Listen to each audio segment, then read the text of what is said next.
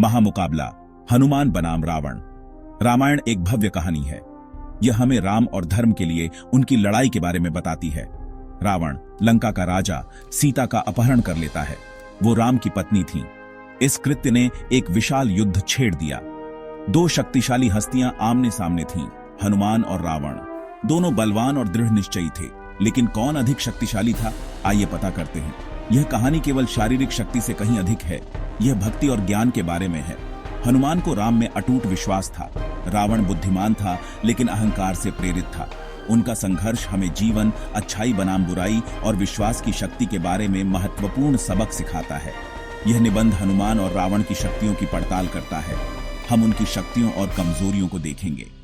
हम उनकी प्रसिद्ध लड़ाइयों में उतरेंगे। अंत में हम इस प्रश्न का उत्तर देने का प्रयास करेंगे, कौन अधिक शक्तिशाली था। हनुमान हिंदू धर्म में एक प्रिय देवता है। वे अपनी शक्ति और साहस के लिए जाने जाते हैं।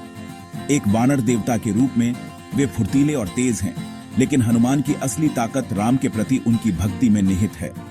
हनुमान के राम प्रेम ने उन्हें अपार शक्ति प्रदान की। वे पहाड़ उठा सकते थे और समुद्र पार कर सकते थे। वे बिना किसी डर के किसी भी दुश्मन का सामना कर सकते थे। वे बुद्धिमान थे और कई भाषाएं जानते थे। हनुमान ने राम की सेवा के लिए अपनी सभी क्षमताओं का उपयोग किया। एक प्रसिद्ध कहानी हनुमान की भक्ति को दर्शाती है। जब सीता का अपहरण हुआ तो हनुमान उन्हें खोजने के लिए लंका गए। अपनी यात्रा में उन्होंने कई खतरों का सामना किया, लेकिन हनुमान ने कभी हार नहीं मानी। उन्होंने सीता को ढूंढा और राम को खबर लाई। हनुमान निष्ठा और निस्वार्थता के प्रतीक हैं। वे हमें भक्ति की शक्ति सिखाते हैं। उनकी कहानी हमें साहस और विश्वास के साथ चुनौतियों का सामना करने के लिए प्रेरित करती है। रावण लंका का राजा था। वह 10 सिर और 20 भुजाओं वाला एक शक्तिशाली राक्षस राजा था।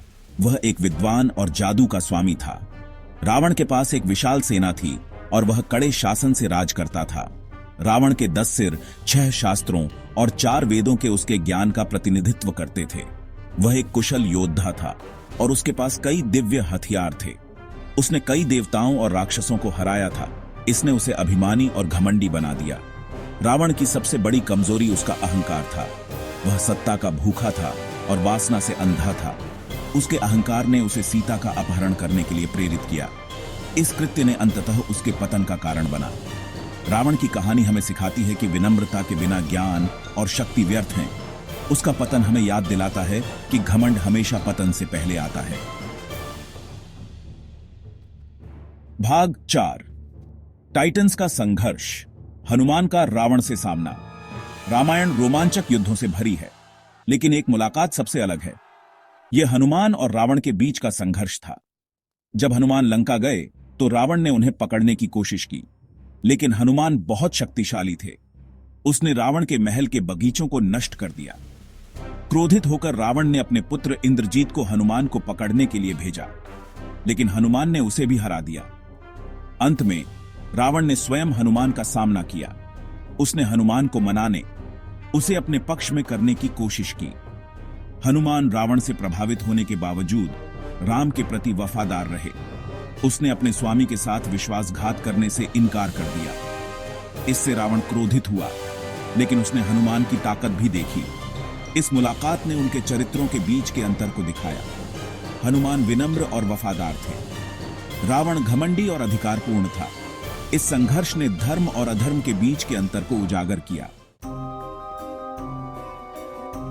भाग 5, हनुमान की विजय, अहिरावण के खिलाफ लड़ाई। एक और कम जानी मानी कहानी हनुमान की ताकत को उजागर करती है। यह अहिरावण के खिलाफ उनकी लड़ाई थी। वह रावण का भाई और काले जादू का स्वामी था। अहिरावण ने राम और लक्ष्मण का अपहरण कर लिया। हनुमान उन्हें बचाने के लिए पाताल लोक गए। उन्होंने कई भ्रमों और राक्षसों का सामना किया, लेकिन हनुमान ने उन सभी पर काबू पाने के लिए अपनी बुद्धि और शक्ति का इस्तेमाल किया।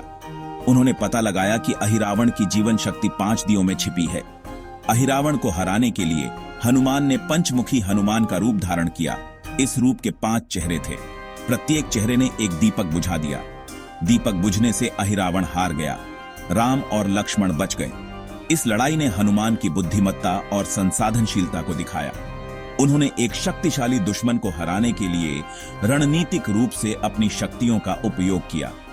यह साबित हुआ कि भक्ति और बुद्धिमत्ता किसी भी बाधा को दूर कर सकती है।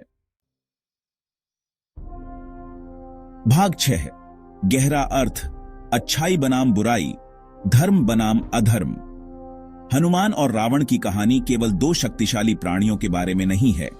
यह अच्छाई और बुराई, धर्म और अधर्म के बीच की शाश्वत लड़ाई का प्रतिनिधित्व करता है। हनुमान धर्म का प्रतीक हैं। वे धर्मी, निस्वार्थ और समर्पित हैं। वे सच्चाई और न्याय के लिए लड़ते हैं।